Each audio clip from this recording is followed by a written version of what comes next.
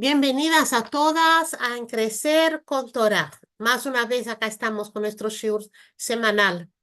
Bueno, el tema de hoy es dar, ayudar, iluminar. Bueno, un tema que podría ser para mucho, ¿verdad? Vamos a hablar un poquito de esto.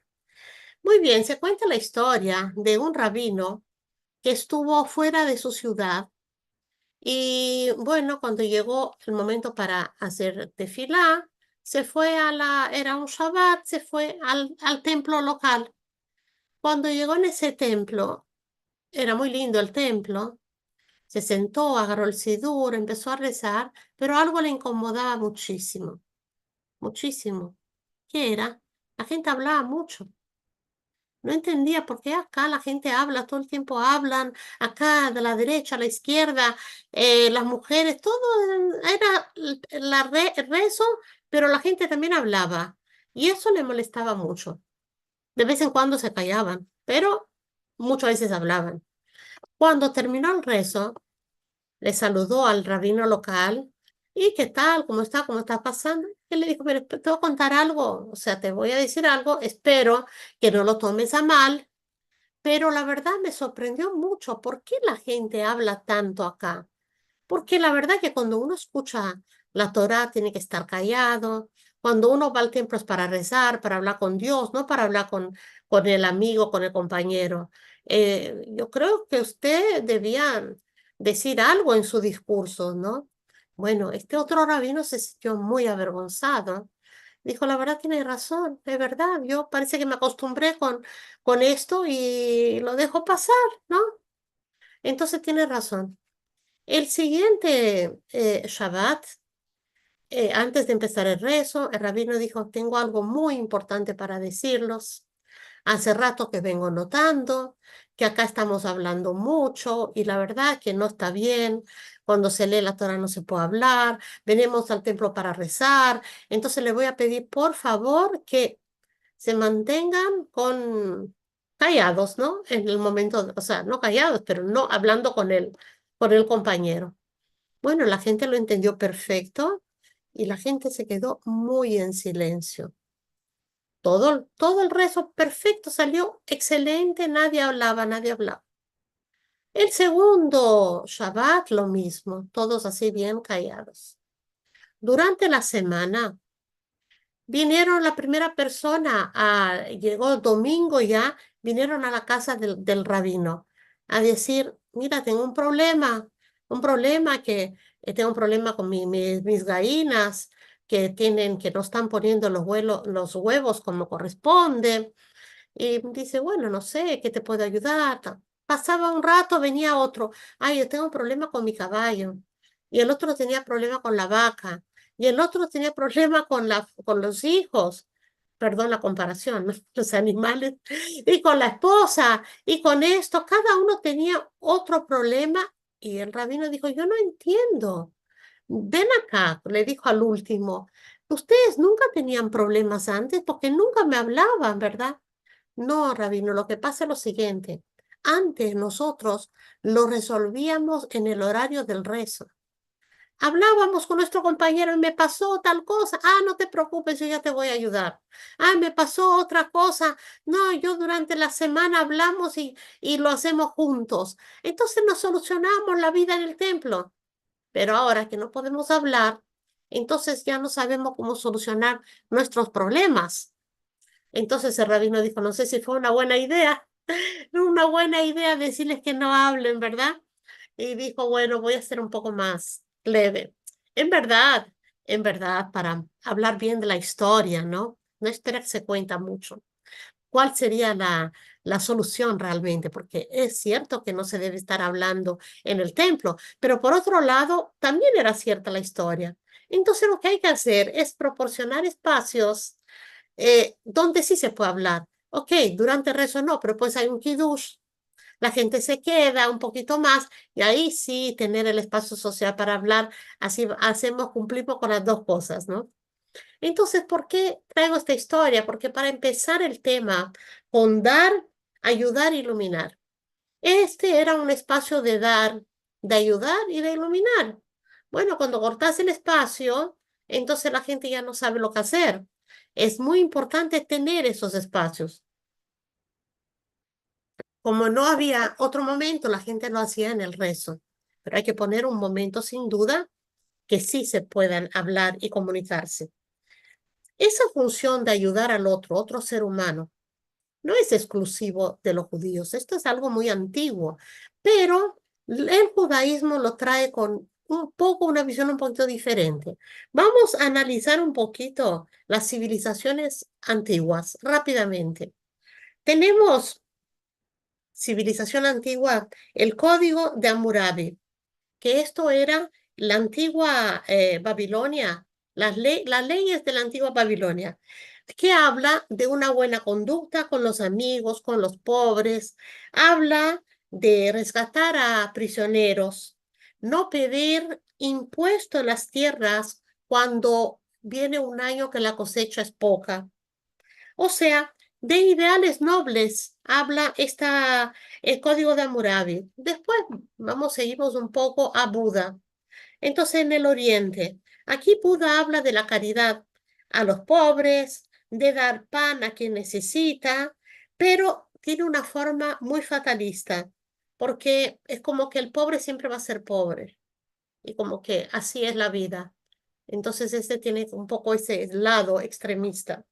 Después podemos analizar en los antiguos egipcios que ya en las pirámides, los libros de los muertos también que lo tienen escritos, ahí hablaban de ayudar a los hambrientos, dar ropa a los que necesitan y otras cosas más. Ramsés IV, que también de Egipto, habla en sus escritos sobre respeto a huérfanos y viudas. También tenemos en Persia Zaratustra, que habla sobre la compasión de los pobres. Y es algo de Persia que hasta hoy existe la religión basada en esto. Se llama zoroastrismo, que es una religión monoteísta muy antigua, monoteísta, que habla de compasión de los pobres. Ya los pueblos antiguos también tenían una noción de solidaridad, benevolencia, a pesar de tener seres crueles y bárbaros también en las guerras, ¿no? Pero tenían una conciencia de también que había que ayudar. En el judaísmo, ¿cómo se llaman esos actos de benevolencia, de bondad, de ser bueno? ¿Cómo se llama? Se llama tzedakah. También existe el gesed, benevolencia, pero eso es como algo, es otra parte, como un derivado. Pero la gran cosa que tiene el judaísmo de diferente mismo de todos los pueblos es la tzedakah. Porque tzedakah quiere decir justicia, no quiere decir caridad. Caridad es así, es opcional. Yo soy buena, quiero compartir, hoy comparto más, mañana comparto menos, bueno, ¿por qué comparto? Porque soy buena en mis actos de benevolencia, ¿no? El tzedakah no es eso, tzedakah es justicia. ¿Qué quiere decir? Que Dios te puso a ti, a cada uno de nosotros, un poco más de dinero o de condiciones para ayudar al otro. Esto quiere decir que no te pertenece a ti. Ponerle que recibís un sueldo o una ganancia de algo. El 10% no te pertenece. Es como que Dios te hace una prueba, lo vas a dar a quien corresponde. En realidad no es tuyo. Entonces, cuando das esa caridad entre comillas, lo que estás haciendo es haciendo justicia. Por eso se llama tzedakah. Es una obligación. ¿Cómo ponerte filim? ¿Cómo cumplir el Shabbat? ¿Cómo hacer Yom Kippur? ¿Cómo hacer un seder de Pesach? Tzedakah es una mitzvah, simplemente. Hace parte de los tres pilares del mundo. Tenemos la Torá, la Tefilá y Gemilut Hasadim, actos de bondad, la tzedakah.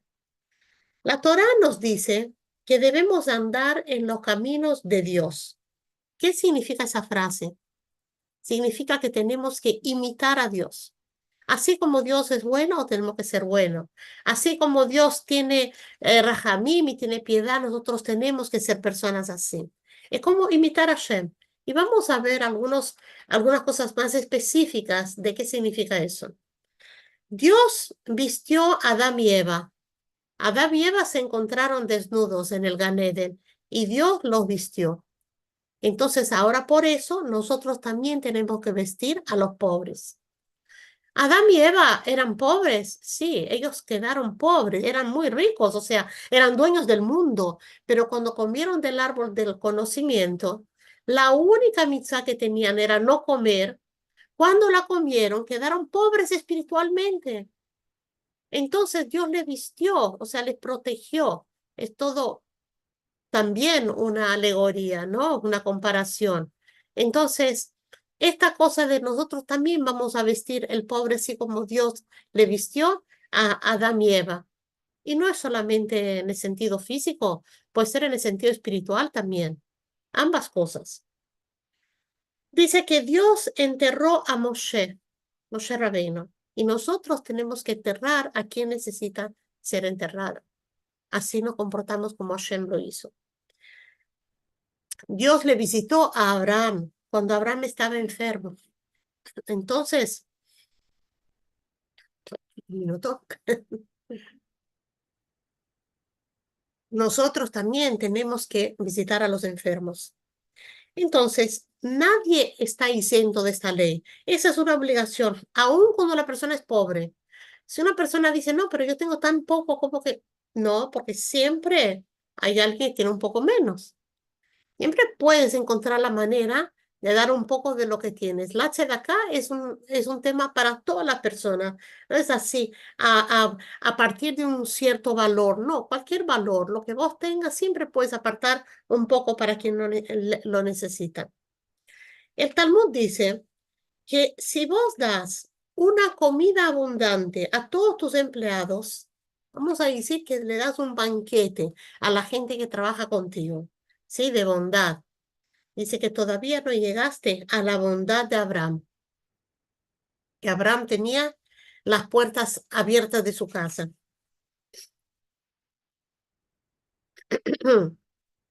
Los profetas, Oseas e Isaías, dijeron lo siguiente: Dios dijo, tengo el placer de tus bondades y no de tus sacrificios.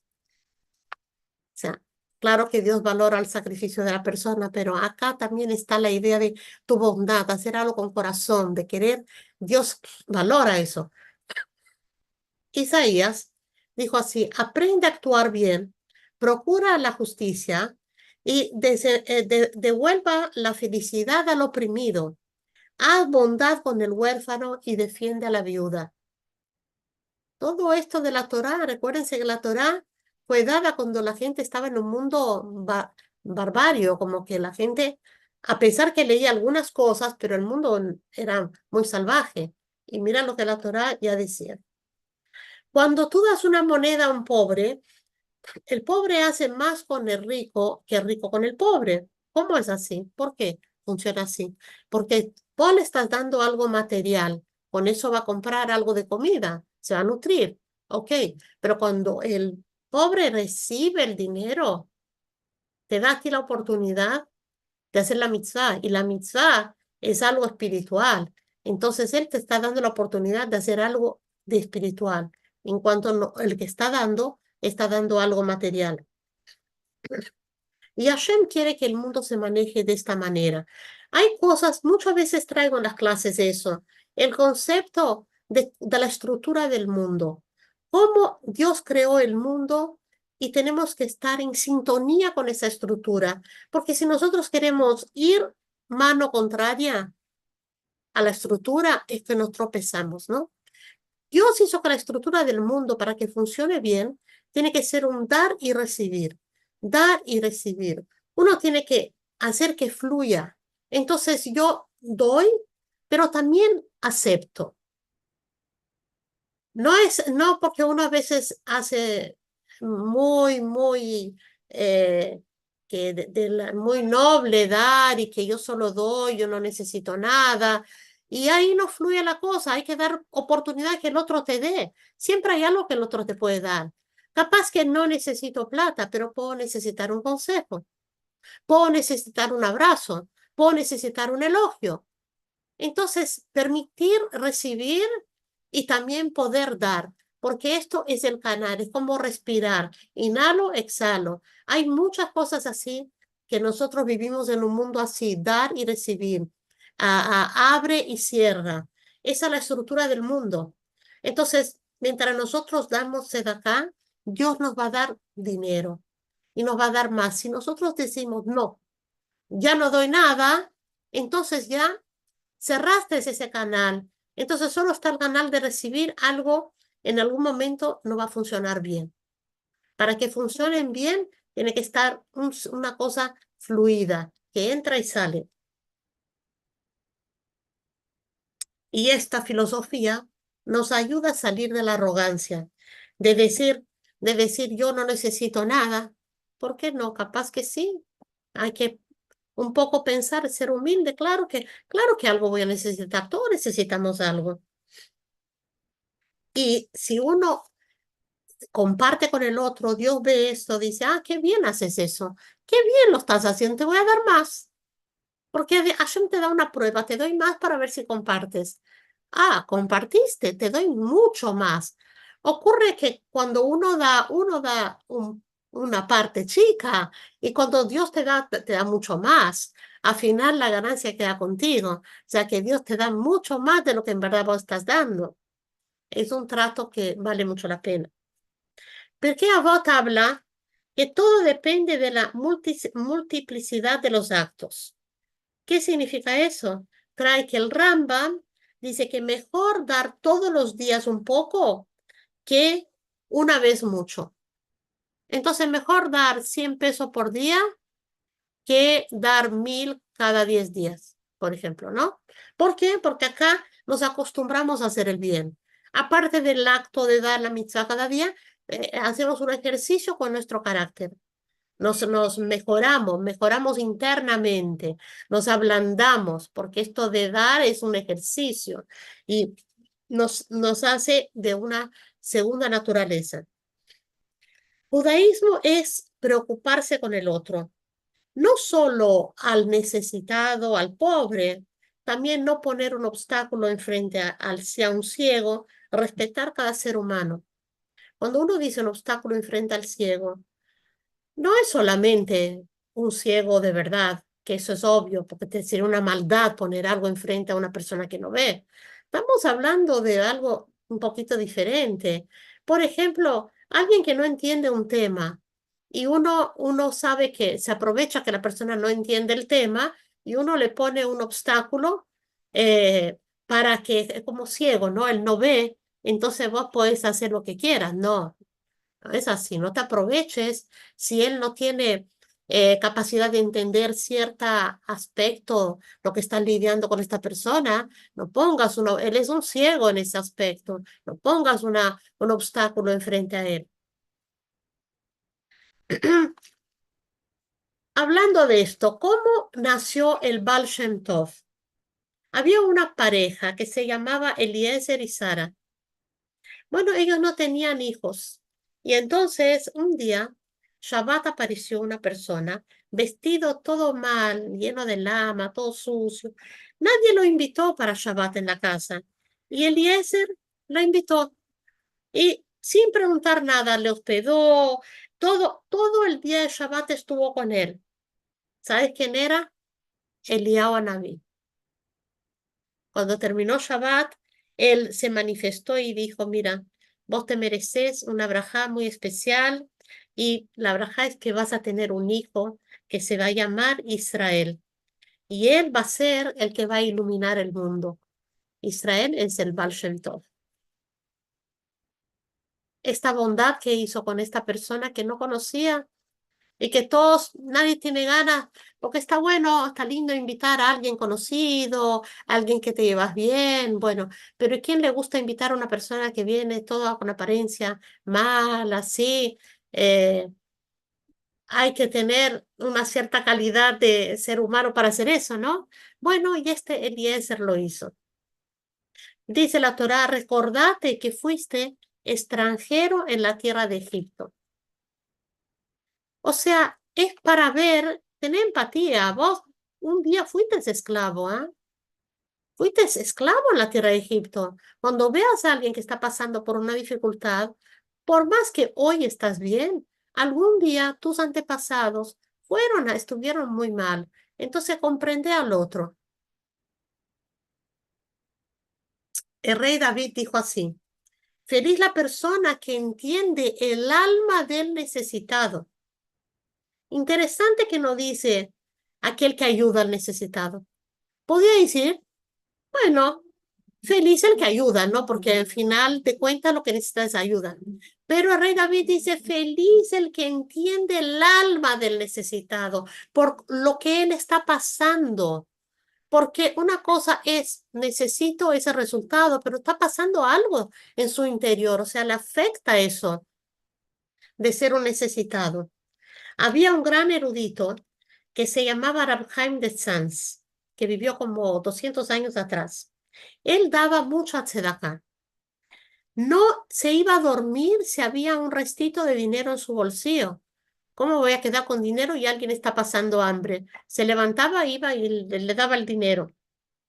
Una vez apareció una persona que antes de Pesaj apareció en su casa y le hizo una pregunta de alajá, de la ley, antes de Pesaj. Rabino, si una persona no tiene vino para Pesaj, ¿puede hacer las 4 copas con leche? Esa fue su pregunta. Y entonces, él ¿qué hizo? Le dijo a la esposa, por favor, tráeme acá la plata de la casa, de la cartera, no sé lo que tenía, el bolso, y sacó una gran cantidad de dinero y le dio a él este dinero a este hombre. Después que se fue, la esposa le dijo, ¿por qué le diste tanta plata? Lo que él no tenía vino, te entiendo, entonces podías darle lo que correspondía para el vino. Y entonces él le dijo a la esposa, no entendés, si esta persona no tiene vino para pesar, seguro no tiene carne, seguro no tiene matzá, seguro no tiene un montón de cosas. Entonces él entendió el alma del necesitado. No vio solo la práctica, no tengo vino, no. El que llega a ese punto de que quiere hacer con 4 vasos de leche es porque seguramente no tendrá otras cosas. Dentro del Beit HaMikdash había un cuarto, se llamaba el cuarto secreto. ¿Qué consistía ese cuartito? Ahí había una gran caja que solo podía entrar una persona por vez. En esa caja era como una caja de tzedaká. Había plata. La persona que quería dar, daba, nadie se enteraba. La persona que necesitaba iba y sacaba y nadie se enteraba. Era el cuarto secreto del Beit HaMikdash.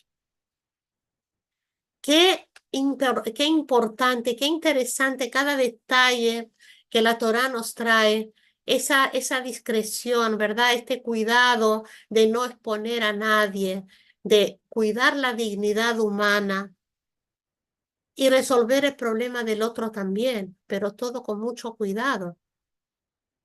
Hashem manda imitarlo. Estos son leyes divinas. Una vez le preguntaron al barón de Rothschild. Una persona le dijo, ¿cuánta plata tienes? Y él dijo, bueno, espérame un rato que te voy a traer, está todo anotado. Y trajo un cuadernito muy chiquitito, así, un cuadernito. Y le dijeron, pero ¿cómo? No es posible que usted tenga, que usted tiene mucho más que eso, ¿no? Entonces él dijo, no, este era Mayer Ansel Rothschild.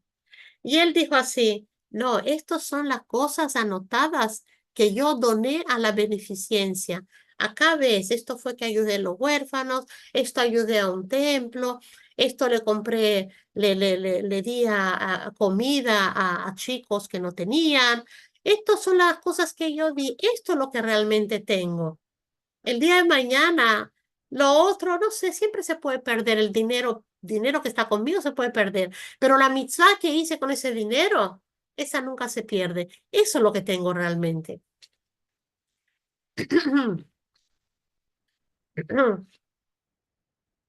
Dice la tzedaká, puede salvar la muerte. En el Talmud está escrito de un hombre que se llamaba Binyamin, que ayudaba a una viuda con 7 hijos, a pesar que para él no era un hombre rico, pero él empezó un día a hacerlo y decidió que no iba a dejar de hacerlo. Y este hombre se enfermó, pero él hacía cuestión de darle plata a sustentar a esta familia.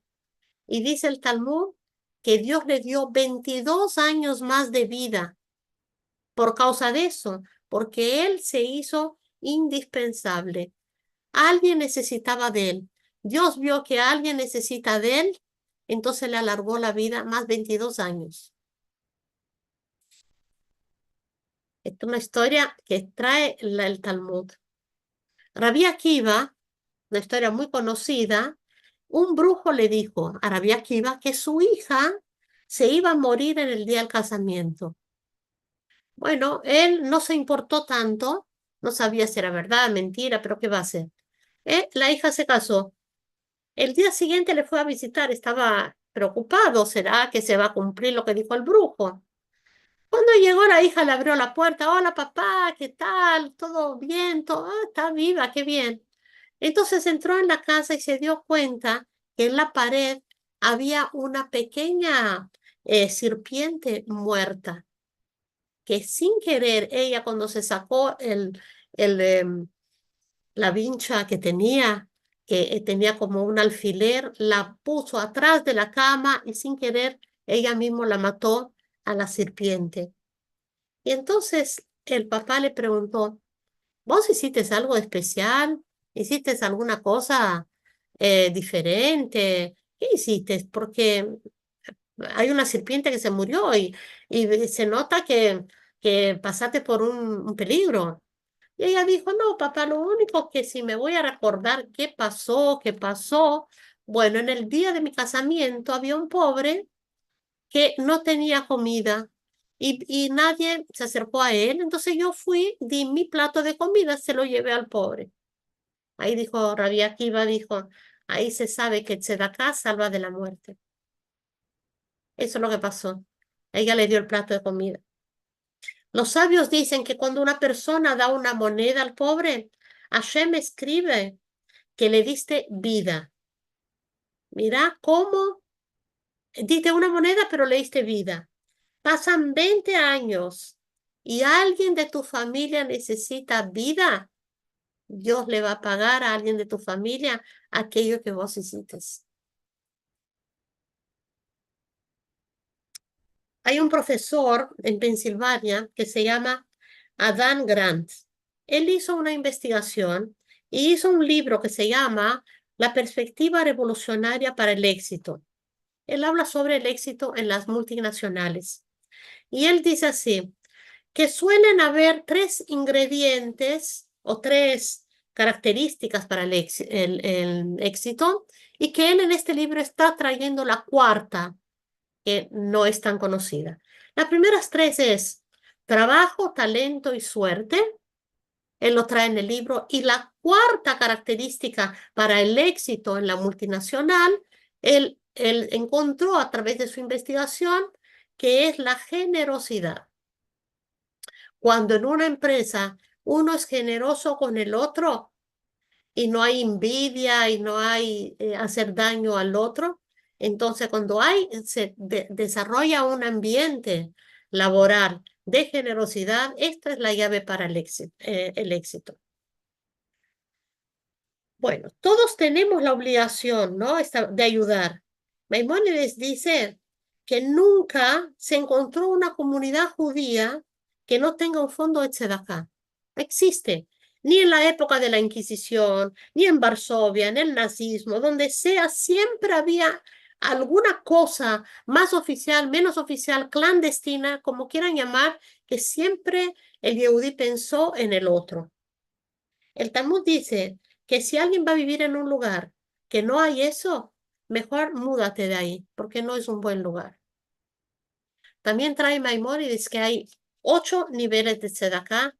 El más, ¿cómo se llama? El más elevado es cuando la persona no sabe de quién recibió y vos no sabés a quién diste. Este es el más elevado. Por otro lado, hay que hablar también sobre la época que vivimos, y el Rebe habló sobre esto. Que gente dice, entonces Rebe, mejor que nadie se entere que yo di. El Rebe dijo, por un lado, es más elevado eso, pero hoy en día tenemos que hacer el Misirut Nefesh, o sea, el sacrificio de no tener el nivel más elevado y que la gente se entere que diste. Porque cuando la gente se entera, la gente se contagia y puedes educar a otro. Y la gente, bueno, no tengo el nivel más alto, no, ya no puedo ser humilde, ¿verdad? No importa, deja tu humildad para de costado. Lo importante es que otro aprenda de ti. Sacrificar ese nivel tan elevado para que otro te copie y también pueda donar, porque al final de cuentas lo que importa es la institución, es la causa, y entonces vamos a tener más resultados de esta manera. También está escrito que no hay que esperar que te pidan. Si vos ya sabés de algo, andá y actúa. Cuando me pida, yo voy a ver. No, ya sabes, a veces la gente tiene vergüenza. Acércate y ya pone y estira una mano. La tzedaká también aproxima la Geulá. Eso sabemos, la Geulá, Mashiach. Una pequeña historia con Alejandro Magno. A él le gustaba mucho de mirar, observar juicios, tribunales, ver cómo se resuelven los problemas. A él le gustaba mucho eso. Una vez él estuvo con el pueblo judío observando una causa legal en un tribunal. ¿Qué había ocurrido? Una persona compró un terreno. Él dijo así, yo compré un terreno y encontré un tesoro, una caja con piedras preciosas. Entonces, como yo compré el terreno, yo no compré la caja, yo quiero devolver esto. No me pertenece, porque no compré el tesoro, compré el terreno. El otro que vendió el terreno dijo, no, yo vendí el terreno con todo lo que estaba ahí. Entonces, si estaba una caja con oro, es tuyo, no es mío. Cada uno se peleaba diciendo que el tesoro era del otro. Y Alejandro Magno no podía creerse, ¿cómo puede ser? En vez de que la gente quisiera para ellos el tesoro, querían decir que era del otro. Entonces el juez, ¿cómo hizo la sentencia? ¿Cómo terminó la cosa? Dijo así, bueno, vos tenés un hijo. Y dijo, sí. Y le dijo, a los dos tenés una hija. Dijo, sí. Bueno, ¿por qué no tratan de ver si se casan entre sí? Entonces, hay tanta bondad en las dos familias que la bondad se debe multiplicar y que el tesoro se quede en la familia. Alexandro de Macedonia dijo, eso no es posible, no es posible. En mi ciudad, si hubiera pasado eso y nadie quisiera llevarse el tesoro, el juez que iba a decir, entonces es mío. O no querés, entonces es mío. No es posible eso. Entonces, el juez le preguntó a Alejandro, le dijo, ¿en tu tierra llueve? Dijo, sí, llueve. Ok. ¿Hay animales en tu tierra? Dijo, sí hay. Bueno, entonces debe ser por el mérito de los animales que cae lluvia, porque de la gente, no sé. El Pirkei Avot dice así, que donde no hay un hombre hay que ser un hombre. O sea, cuando no hay nadie que está haciendo algo y algo hay que hacerse, no hay que lavarse las manos y decir, bueno, nadie hace, lo voy a hacer yo. No, al revés. Nadie hace, lo voy a hacer yo. A nadie se le ocurrió, a mí sí me ocurrió, entonces lo voy a hacer. No pienses que el otro lo hará, ¿verdad? También Hashem dice, mira, estás en un lugar y nadie te ve, pero Dios te ve. Todo lo que haces, Dios te ve. Entonces, no es que no hay nadie, siempre está Dios, ¿verdad? Entonces, cuando no hay nadie que toma la posta, toma la conducta apropiada para hacer algo, entonces vos te das cuenta que se necesita hacerlo vos. También donde no hay nadie para instruir al otro y solo estás vos. Estás en una reunión y la gente no sabe de Torah, la gente no sabe prácticamente de nada. Y vos decís, yo tampoco sé gran cosa, sí, pero sabes un poquito más que la gente. Y la gente te pregunta, no mires al techo.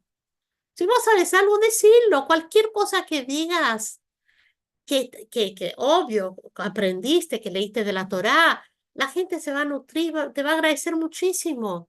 Entonces, en un lugar a donde no hay nadie que sabe más que vos, bueno, abrí la boca y decía algo, es tu momento. Ashgaha pratit, debes hacerlo. Muchas veces dijimos, si sabes un Aleph, hay que enseñar un Aleph.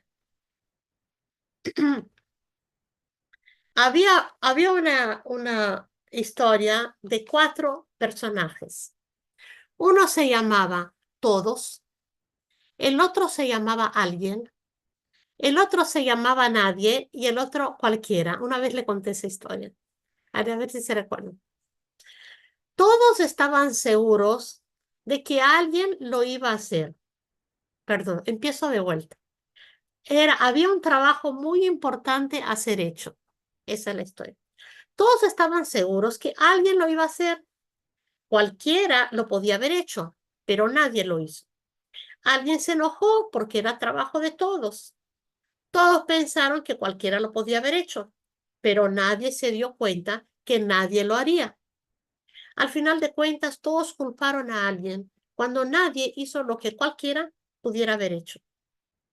Pénsalo, para pensar. En esta parashá de Jaloteja habla del encendido de la menorá. Y es interesante que normalmente encendía el Cohen, Aarón encendía.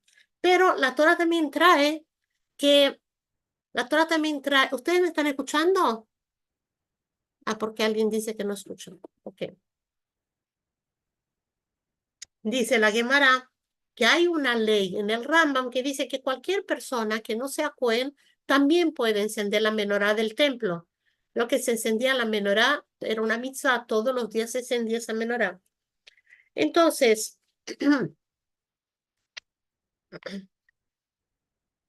¿listo?